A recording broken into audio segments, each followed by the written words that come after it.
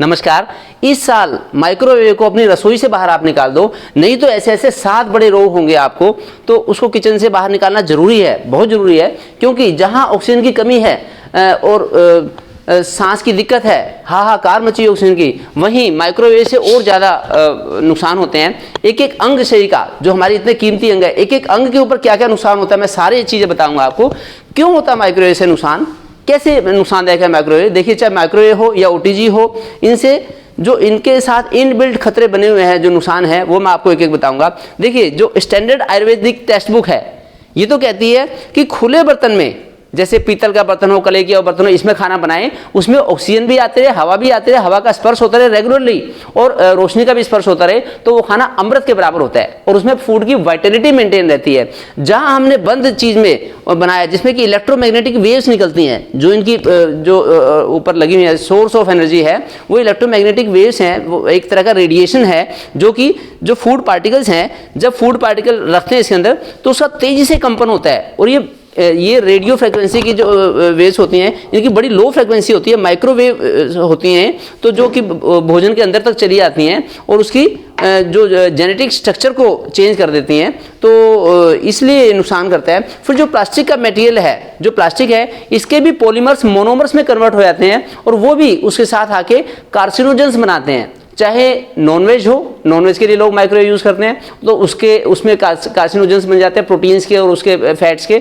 और जो दूसरे जो वेजिटेबल्स हैं, पत्तेदार सब्जियां हैं, उनके भी जो फ्लेवोनॉइड्स होते हैं, वो भी कार्सिनोजेंस में चेंज हो जाते हैं, ये नुकसान होता है। और फिर जब ज़्यादा ओवर कुक्ड हो जाता है फूड, अगर इसमें ओवर कुकिंग हो गई, ज़्यादा समय तक के लिए फूड को रख दिया हमने, तो उसमें भी उसके बड़े ही हार्मफुल, जो भोजन हमें फायदे के लिए लेना होता है, जिससे कि एनर्जी मिले और हम बड़े एक्टिव रहें, वही भोजन हमें सुस्त कर देता है, डेड फूड बन जाता है। तो इसलिए इसे बचना पड़ेगा। क्या क्या नुकसान होते हैं मैं आपको बताऊंगा। देखिए, एक एक बॉडी का एक एक पार्ट इससे अफेक्टेड होता है। एक तो मेमोरी लॉस के चांस बहुत ज़्यादा रहते हैं, ब्रेन अफेक्टेड होता है हमारा, मेमोरी लॉस। दूसरा कॉन्स्टिपेशन होता है, कॉन्स्टिपेशन के चांस, इंडाइजेशन होता है, पाचन खराब होता है, क्योंकि फूड की वो क्वालिटी नहीं रह पाती। ब्लड भी कम होता है, एचबी हीमोग्लोबिन कम हो सकता है हमारा। फिर हमारी जो एजिंग की प्रोसेस फास्ट हो जाती है और बुढ़ापे की तरफ हम तेजी से बढ़ते हैं, ये भी इफेक्ट होता है। और फिर हमारे हार्ट के ऊपर भी इफेक्ट पड़ता है, हार्ट के ऊपर भी बैड इफेक्ट पड़ता है।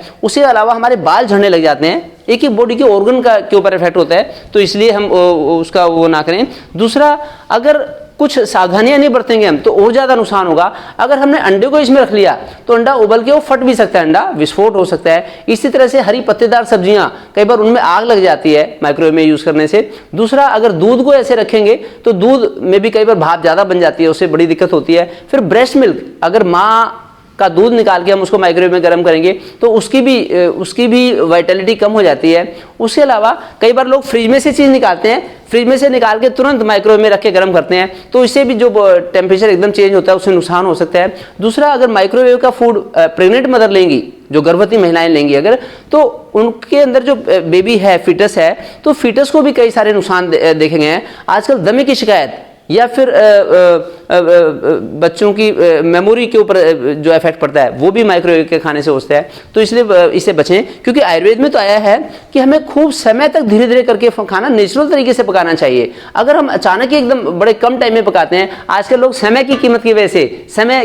भी कम है इसलिए कंप्रोमाइज करते हैं। ये एक तरह का समझौता है अपनी क्वालिटी ऑफ लाइफ के साथ। मैं चाहता हूं कि क्वालिटी ऑफ लाइफ के साथ समझौता ना करें, माइक्रोवेव को घर से हटा दें, इससे तो अनगिनत नुकसान हो सकते हैं। अब आप अगर देखिए, आपको लगता है कि मैं तो माइक्रोवेव हम लोग घर में यूज नहीं करते, लेकिन अगर आपने बाहर की कोई रेस्टोरेंट की चीज भी अगर खाई, तो आपको पता नहीं होगा कि माइक्रोवेव से बनी होती है, या फिर बेकरी से चीज, मैंने बेकरी से मंगाए हैं दोनों, माइक्रोवेव भी, ओटीजी भी। तो अगर बाहर से आई है चीज, उसमें भी माइक्रोवेव का बना हुआ खाना होता है, तो जितना हम घर पे बना हुआ सिंपल खाना खाएंगे, नेचुरल फ्रेश फूड खाएंगे, उसकी जैसी कोई बराबरी नहीं हो सकती। एक एक चीज आपकी हेल्थ के लिए रिस्पॉन्सिबल है। मैंने तो ये भी बताया कि अगर हम रूम हीटर यूज करते हैं, घर के अंदर ब्लोअर यूज करते हैं, तो तो वो भी घर की ऑक्सीजन को बर्न करके कार्बन मोनोऑक्साइड गैस बनाता है, वो हमें नुकसान देती है, सांस की दिक्कत होती है। इसके अलावा अगर हम ज़्यादा गर्म पानी से नहाते हैं, 40 डिग्री से भी ज़्यादा गर्म पानी से नहाते हैं, तो वो भी हमारी स्किन को खराब करता है, हमारी पूरी बॉडी की इम्यूनिटी को वीक करता है। तो जितना उसके 40 डिग्री तक का, जितना ह्यूमन बॉडी का टेम्परेचर है 36.8 डिग्री, तो 40 डिग्री तक के पानी से नहा ले तो बस ठीक है, उससे ज़्यादा गर्म पानी से नहाएंगे तो नुकसान है। एक एक चीज़ रेस्पॉन्सिबल होती है इस चीज़ के लिए। मैं तो ऐसे ही इंफॉर्मेशन देता रहता हूँ लगातार, बस आप मुझे एक फैमिली का मेंबर समझें और इन बातों को, इन हिदायतों का ध्यान रखेंगे तो बड़ा अच्छा रहेगा। मैं हर संडे को भी लाइव होता हूँ प्लेटफॉर्म पे, ये भी देखें। और लाइफस्टाइल को ठीक करके हम कैसे हेल्दी रह सकते हैं, इसके बारे में अनेक मैंने इन्फॉर्मेशन दी है। और करनाल प्लस पे और आप ऐसी ऐसी क्या इन्फॉर्मेशन चाहते हैं आप मुझे बताएं, हम लोग वैसी इन्फॉर्मेशन आपको प्रोवाइड करेंगे, क्योंकि जैसी व्यूअर्स की डिमांड होती है हम वैसी ही रेगुलरली इन्फॉर्मेशन आपको दे रहे हैं। और कैसी इन्फॉर्मेशन चाहिए आप बताएं, हम वैसी इन्फॉर्मेशन